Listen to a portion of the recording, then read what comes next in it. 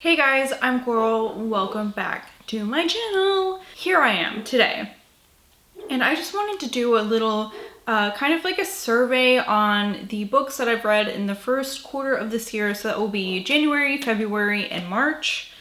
I got this idea from Kayla over at Books and Lala. I'm not sure if she still does this, but I think she did it last year and has done it previous years. So I think it's just neat to look back on kind of a medium-sized scope, because it's not as long as like a year-long survey would be, but it's a little bit longer than a monthly wrap-up, you know. You guys will get to see my really rudimentary editing skills, because I really don't I don't know what the fuck I'm doing when it comes to editing videos, and also I don't take the time to figure it out. So here it is. You're gonna see some pictures. It's probably gonna look weird, but that's okay. So here we are. Here are all the books that I read in the first quarter of 2020. In total, I read 28 books, which added up to 10,610 pages. And that is fucking crazy. The ones that are turned around represent books that I don't have physical copies of, or ones that I borrowed or have lent to somebody else. Audiobooks, ebooks also. Here are the books that I read. Next, I wanted to set them up according to the months that I read them in. The first month there is January, then February and March. The backwards book in January is The People Who Eat Darkness. I believe I had 2 in February, that's Station 11 and The Indifferent Stars Above. And then in March, I had 3, The Girls of Storm and Shadow, My Dark Vanessa, and Devil in the Deep. So then here they are organized by the star ratings. I only have 2 stars, 3 stars, and 4 stars up there. I didn't have any 1-star ratings, which is really great. Then here is my 5 stars. These were books that I considered some of my favorites so far of the year. I'm trying to be more discerning about my 5-star ratings. I really want to make sure that if I rate a book 5 stars, it's one that I would consider a favorite of mine. I've also organized them into the top 3 genres that I read. We have horror, we have fantasy, and we have historical fiction, which is not something I typically read a ton of. So it was kind of surprising to have a big enough pile of books to count that as like my top 3.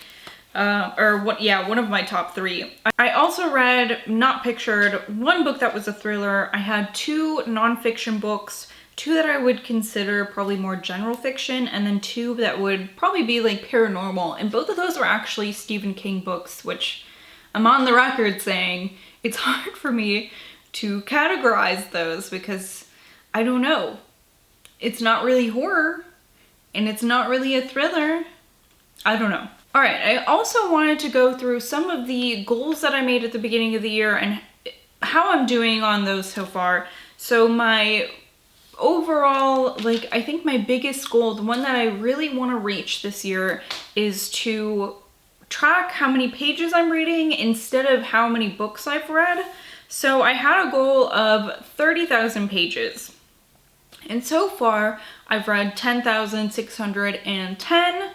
So I am about a third of the way there, which is definitely on track. So I'm proud of myself.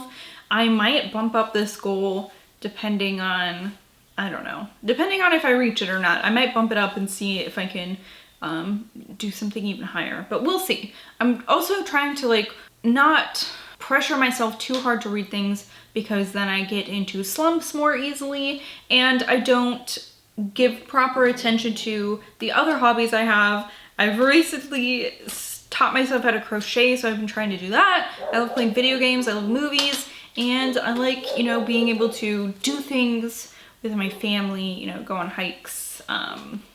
Not right now at least, but in the future maybe we'll be able to do that.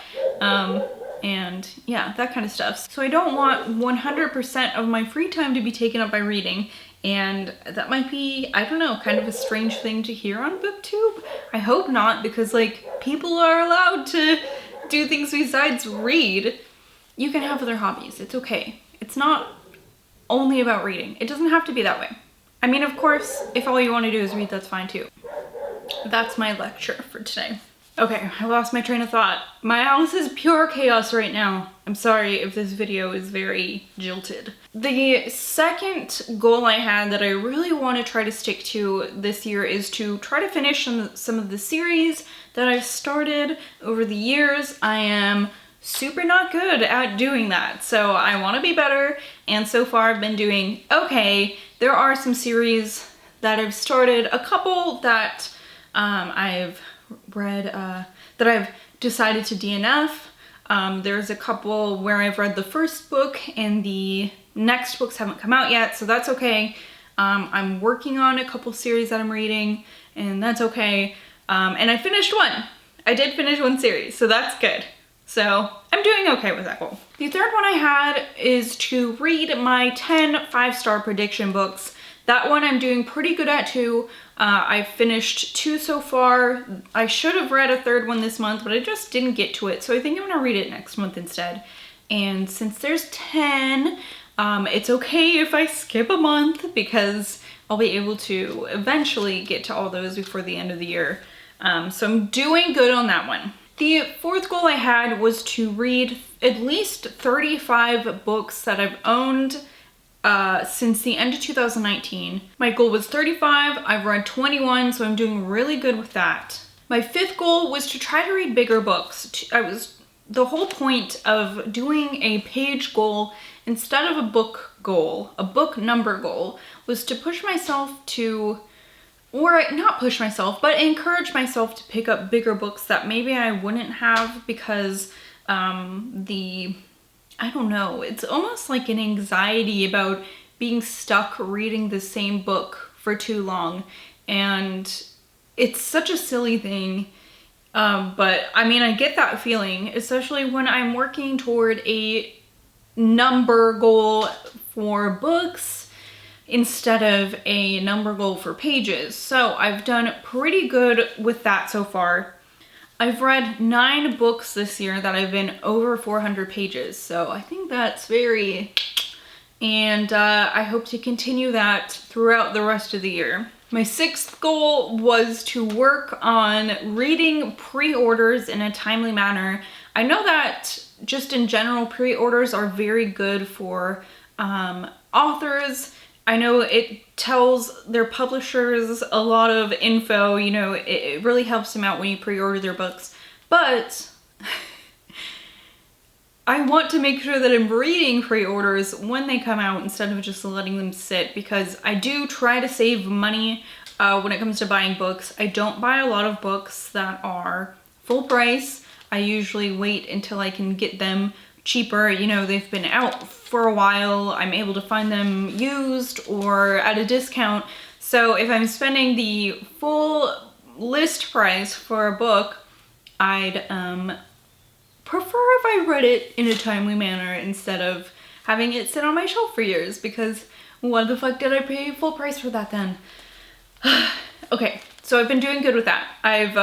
There are actually, man, the book world is being really super crazy right now with this COVID-19 stuff, and I know I've gotten 2 emails for books that I've pre-ordered that haven't come out yet, that were supposed to come out sometime this summer, that have been pushed back already. So I'm anticipating basically all the rest of the books that I've pre-ordered this year to do that same thing, which makes me super sad for those authors and for those smaller publishers. So far this year, I've pre-ordered 1 book and I have read it right away. So I've done good with that goal. And then my final goal, what is that? Number 1, 2, 3, 4, 5, 6, 7. Number 7 was to try to stick to the Star Jar picks I have pulled, and I'm at about a 1 out of 3 for that.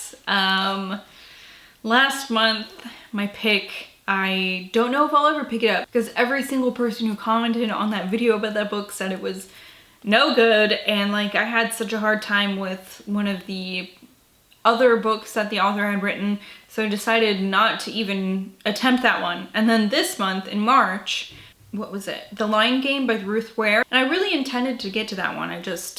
My reading was a little bit slower this month. And I don't anticipate being able to get to it. It's the 30th today, so like there's no way I will get to it by the end of April, or by the beginning of April. But maybe, I don't know, some month after this I'll do it. But for now, I've only read one TBR pick out of 3.